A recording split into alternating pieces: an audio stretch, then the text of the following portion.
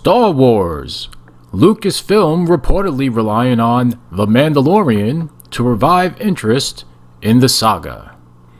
There's that, or the title could read Star Wars. The Mandalorian. Disney hopeful that Jon Favreau won't fuck this up. Oh no!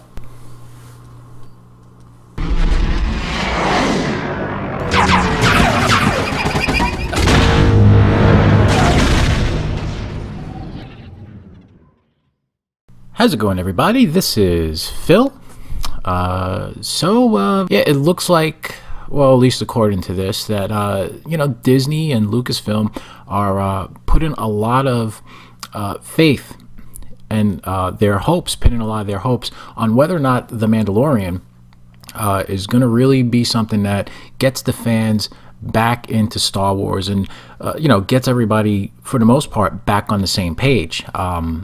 Look, there's a divide in the fan community, and regardless of what side you fall on, Disney's looking to not alienate and polarize anybody at this point. They want everybody back on the same page, or at least as much as possible. So, I've always said that projects like the potential Obi-Wan Kenobi movie starring Ewan McGregor would be huge, and that would be something that could get everybody back on the same page and renew interest and excitement in the saga and the franchise.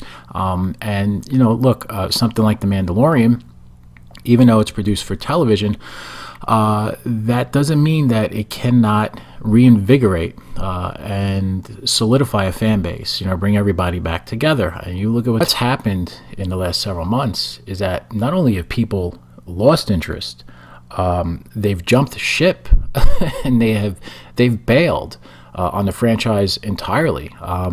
They don't want anything to do with it. They don't want to give any more money to it. They have their original trilogy.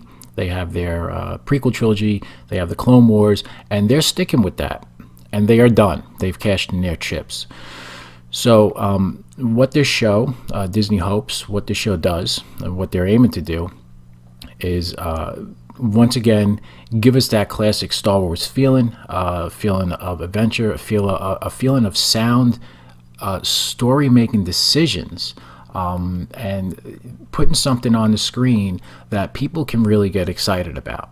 So with that being said, again, this is at comicbook.com. It's Patrick the Wolfman Kavanaugh, and let's kind of zip through this article, and you can tell me what you think down below when it's all said and done. So the state of Star Wars fandom is currently complicated, to say the least, leading Lucasfilm to seemingly struggle to determine the best way to not only appease as many fans as possible, but also push the saga in new directions. Recent reports regarding the licenses that Lucasfilm is seeking for its upcoming live-action Star Wars The Mandalorian series could confirm they expect the show to become the key to reviving excitement about the galaxy far, far away. And again, this show, there's a lot riding on it.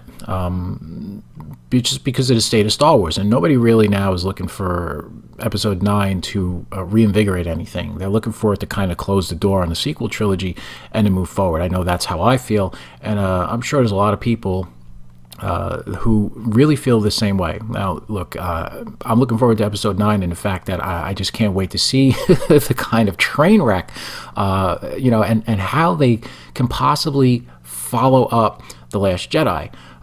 But as far as being excited to close out Rey and Finn and Poe's story and the Skywalker saga, which has been just mangled at this point, from a genuine sense of joy in following these stories over the years, it's lost steam for me in that regard. So I'm going into it purely for the spectacle of the whole thing, and to see how much stuff they jam in there and what they do with that Carrie Fisher footage.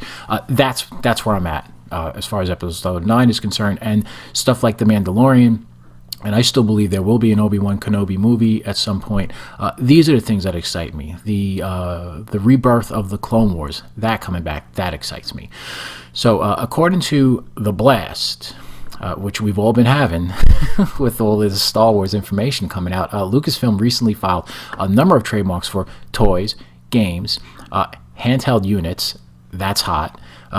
For video games. Okay, sorry. Handheld units for video games, books, school supplies, temporary tattoos, all right, clothing, and footwear. Get your Mandalorian Crocs soon. While all this merchandise has often been emblazoned with Star Wars branding, I guess that celebrate past projects, the series is likely a year away from debuting, with these trademark applications likely hinting that the promotional campaign will start long before the series debuts.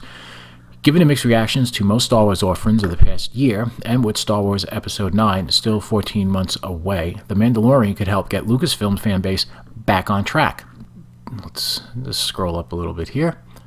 Dating back decades, and most famously kicking off with the release of the prequel films, Star Wars fans have always been passionate about the saga. True, no matter whether they love or hate elements of the series. Also true. Star Wars The Force Awakens and Rogue One: A Star Wars Story weren't universally loved by fans, but they both saw more positive responses than the films in the prequel trilogy. That's not a. It's kind of a fair statement. Look, people have had problems with The Force Awakens. I have problems with The Force Awakens. For the most part, I walked out of the movie theater satisfied. I was disappointed with Luke at the end. I didn't like them killing off Han, and I didn't like the fact that the three original main cast members weren't back on screen. That bothered me. Further away I got from the movie, the more I saw the problems with it. But it wasn't as offensive to me as The Last Jedi. Rogue One, the further I get away from it, the more I seem to like it. So, I mean, these were they were okay entries into the Star Wars universe. Then it went off the rails. So the release of Star Wars The Last Jedi, on the other hand, wasn't entirely the success the studio was looking for. And it's an understatement in a sense. It did make money. It cleared a profit. But the long-reaching damage that it did to the brand it's evident at this point. I mean, people are still going on about this movie. And, the ill effects of it poured over into the box office results of Solo. I mean, it's just undeniable. $392 million. People sat that thing out. And like I said, if even a quarter more of the fan base went to see that, or a quarter of those box office receipts improved, you're looking at a movie that makes over $500 million and maybe breaks even in its theatrical run and turns a little bit of a profit on the home release. People sitting that movie out on principle alone, it failed. It was enough to let it fail. So that's what the effect of The Last Jedi did to the franchise and how it affected Solo. Audience might have been as mixed on the film as its predecessors, but certain subsets of fans focus on sexist and racist motivations for their critiques. I mean, come on.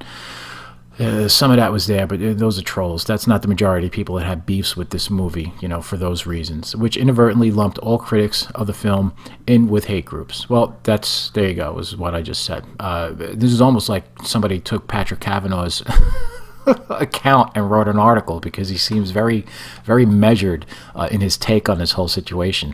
The number of fans versus critics of the film are debatable. Some people say 50%, some people say a quarter. It's enough that Disney doesn't want to leave that money on the table. I'll assure you that. Disney wants nothing more than to get as much money in their pockets and please the stockholders, as much as they possibly can, and line their pockets. So, but the detractors are undeniably the most vocal, making the entire fan base at large feel more toxic than ever. Okay. 6 months after the release of The Last Jedi, Solo, Star Wars Story hit theaters and bombed right out, while it still took in hundreds of millions of dollars. Didn't live up to financial nor critical expectations. From what I gather, for most people who see it, they say it's not bad. They say it's better than The Last Jedi, which isn't saying much. They had more fun with it than they thought they were going to do, but it was nothing special. And, look... Aaron Eidenreich, or whatever the hell his name is, people were they still feel that he was a subpar Solo. And the movie was just kind of unnecessary, which is unfortunate given the fact that Han Solo was such an iconic character. Failing to win back the fans who were turned off from The Last Jedi. I haven't seen Solo. I'm actually looking forward to watching it now at this point. I want to see what it's all about, so I can actually speak about it and give an honest opinion of the movie.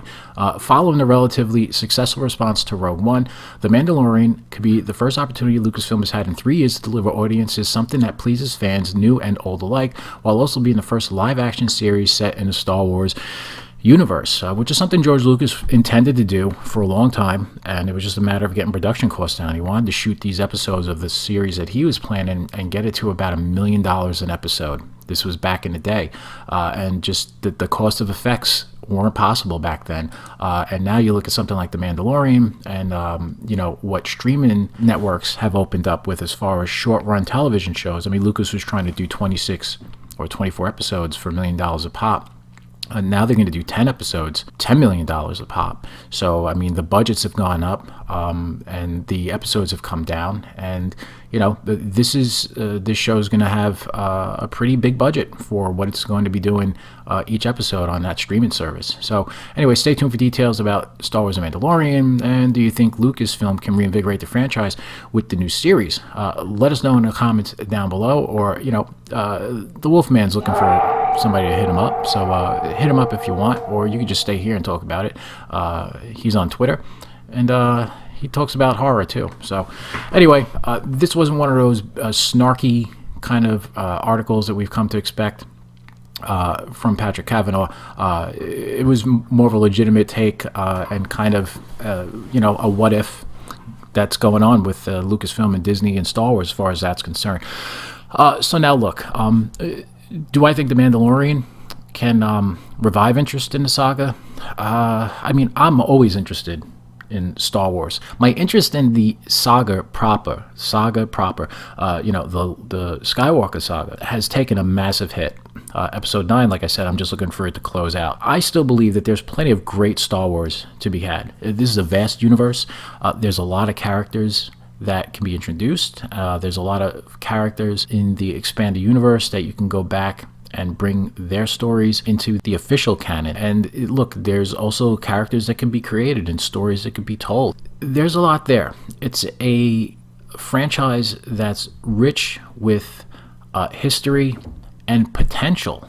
So The Mandalorian can be something that does go on to not necessarily revive interest. I think interest is always there. I think if people kind of take their ball and go home, something can get their attention again. So I think it just goes dormant. People kind of tuck it away. But, the little kid in all of us want to see Star Wars come out and be exciting and wow us. We're looking for that. Nostalgia is a powerful thing. And if something comes out that gets it right, people will watch and they will get excited. So is it interest or is it excitement? Maybe it's a little bit of both. I think something like The Mandalorian, in very capable hands of somebody like Jon Favreau, who is, he's a director with a pretty good resume. He's a writer and he's a fan. And I think that's important. I think he understands that there's a lot riding on this show. And not only is Disney and Lucasfilm pinning their hopes, but the fans are pinning their hopes on this show to, once again, restore some credibility to the franchise, get everybody back on the same page, and give us something that we all can love and really get behind and look to, buy the action figures and, people can do the cosplay and get the t-shirts and play the video games. I mean, they're always going to turn that stuff out regardless. The merchandise, Disney's going to pump out merchandise. But for people to get excited about the merchandise again to where it not ends up in bargain bins, that's what you got to do. And that's what they're looking for in a franchise. Now it's going to happen on the small screen. But again, the small screen can do big things.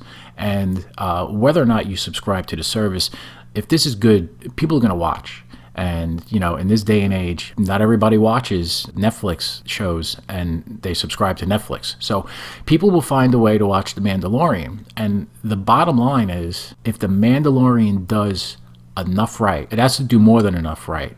And if it does it well, really, really well, at least as far as this show is concerned, people will be excited for it. They will look forward to it. And if Disney goes ahead on Lucasfilm and they hit it out the park again with the Clone Wars, and then after the Episode 9 and Skywalker saga comes to a conclusion, whatever their next project is, if they hit it out of the park again, and it's 3 in a row, you could lose fans in a single movie. It's a little harder to get them back. So you have to prove your track record to the people you lost. And the people who are always going to be there, who like The Last Jedi, well, they'll be there regardless. You don't have to worry about them because they'll take whatever they'll take pretty much whatever you serve up. But for all the other people who are a little snake bitten, who are hopeful, maybe cautiously optimistic, those are the ones that you need to win over, and you want to win over, because they will not only buy your merchandise and go see your movies and pay for your streaming service and buy the DVDs and the Blu-rays. They have children. And with these people's expendable income, they will then take their children to these movies and buy the children the toys and watch the shows with their children. And you are raising generations of fans and generations of loyal customers. So it's absolutely imperative to get this franchise back on the right track universally.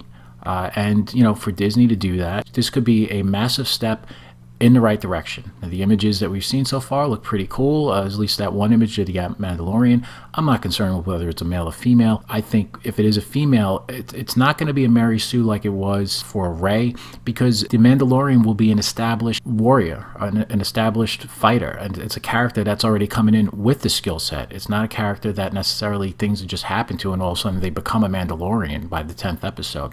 This is an established character in the universe who has seen war, who has been out there and dealt with a lot of ne'er-do-wells and villains and scum along this, their travails, as they put it, and in that universe, in the Outer Rim. So this is a character who knows how to handle themselves, and we're going to pick up in their story. So I'm not really concerned about gender right now. I would be nice, to see a nice, strong male character. I won't deny that.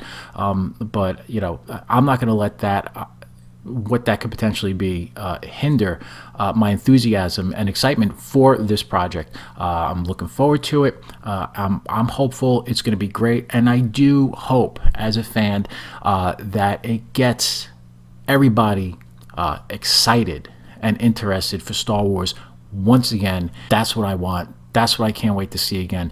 That's what I'm hopeful that we're going to have. So what do you guys think about this? I've seen people who are not interested in Episode 9 who are certainly interested in this. And so far, with what we've seen, with the leaks of The Mandalorian, with the weapons, with the nods to the original trilogy, we've seen classic stormtroopers on set.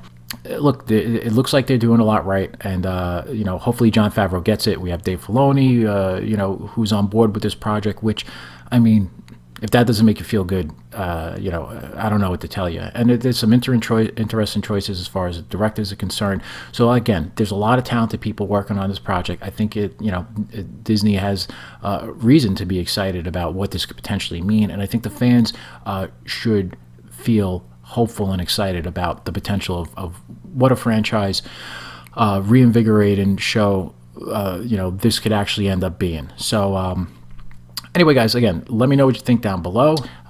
Thank you for watching. Have a great day, guys. Be happy, be safe, be healthy. Bye-bye.